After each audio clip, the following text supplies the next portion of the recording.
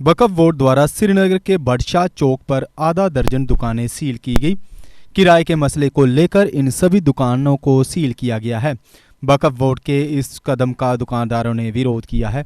उन्होंने कहा कि 2018 में हमारे बीच एक एग्रीमेंट साइन हुआ था, हम उसी के मुताबिक किराया दे रहे थे। कोर्ट में भी हमारा केस चल रहा है, हम कोर्ट के दिशा निर्देशों का भी पूरा पालन कर रहे हैं। फिर बुधवार शाम को हमारी दुकानें क्यों सील की गई? 2600 रुपये प्रतिमाह किराया देने वाला दुकानदार एकदम 13,500 रुपये कैसे किराया देगा? उन्होंने कहा कि वक्फ बोर्ड को हम सबका ध्यान रखना चाहिए और दुकानदारों की रोजी रोटी नहीं छीननी चाहिए।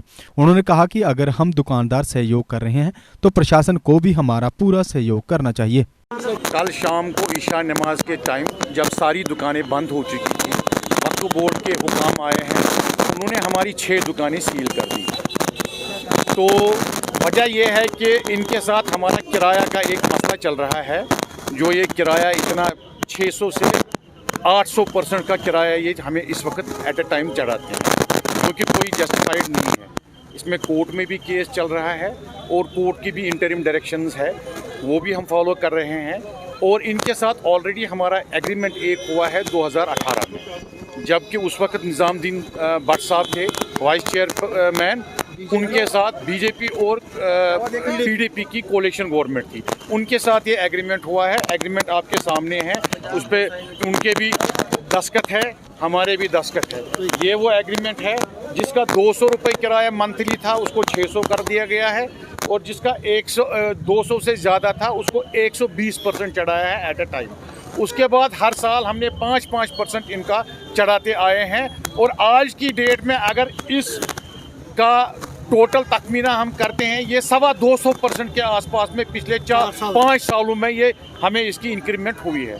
अब आज जिस दुकान का किराया 2600 रुपये है, उसका आज डिमांड कर रहे हैं 13,500 रुपये। मुझे पता है ये कोर्ट की डायरेक्शन है, न इनकी तरफ से हमें। इस 2018 में इनके साथ एक एग्रीमेंट बनाया था हमारी बॉडी और इनके जो वक्फ बोर्ड के बोर्ड ऑफ डायरेक्टर्स, उसमें वाइस चेयरमैन इनका हेड बनता था, उनके साथ एग्रीमेंट किया है 2018। उस वक्त हमने जो किराया दे रहे थे, जिसका 200 रुपया किराया था, उसको हमने उस वक्त किया 600। जिसका 200 रुपया किराया था उसको हमने 120% चढ़ाया।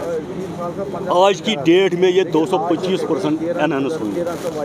आजकल के डेट में जो दुकानदार यहाँ बैठा है 2500 रुपया 2600 रुपया किराया देता है, आज की डेट में उसको बोलते हैं 13,500 रुपया किराया।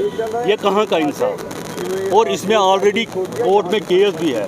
कल इन्होंने खुद अपना केस उधर हेयरिंग थी तो इन्होंने 15 दिन का टाइम मांगा, मगर कल शाम को जब सारे दुकानदार अपने अपने घरों में गए तो इन्होंने पीछे से सील किया। जब बार यहाँ पे वक्फ बोर्ड की चेयरपर्सन आई थी यहाँ इस मार्केट में, तो उन्होंने बोला था ये किराया नहीं चलेगा, किराया जो वक्फ बोर्ड। मगर सोचिए, आप खुद सोचिए, आप इस समाज के हिस्सा है, हम दूसरे समाज के थोड़ी है। आप देखो 2600 का किराया जो देता है वो 13,500 कहाँ देगा? ये बंद हम चाहते हैं इंसाफ हमारे साथ।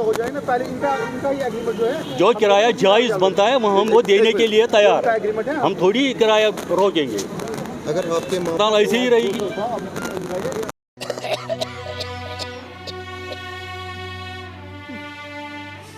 नमस्ते बहन जी। नमस्ते मैडम जी।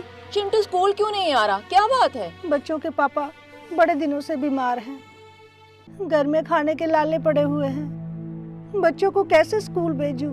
आपकी बेटी भी तो काम कर सकती है ना। वो तो लड़की है, लेकिन हाँ, उसके पापा ने ना उसको अपना इलेक्ट्रिक ऑटो चलाना सिखाया है। आपकी बेटी इलेक्ट्रिक ऑटो तो चला सकती है। फिर लोग क्या कहेंगे? बहन जी, आजकल जमाना बदल चुका है, लड़की और लड़के में कोई अंतर नहीं है। और सोचना बंद कीजिए और लड़की से कहिए कि वो ऑटो चलाए। सच मैडम जी? जी। अरे तुम? हेलो मैम, कैसे हो आप? तुम्हें देखकर बहुत ही खुशी हुई। तुम और लड़कियों को भी इलेक्ट्रिक ऑटो चलाने के लिए प्रेरित कर सकती हो। चलिए मैम, आपको भी छोड़ देती हूँ। जीती रहो।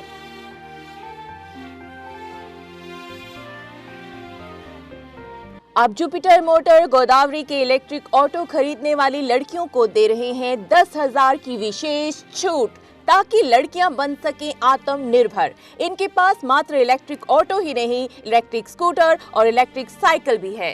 जमाने की छोड़ो परवाह, गोदावरी के इलेक्ट्रिक ऑटो को कहो हाँ।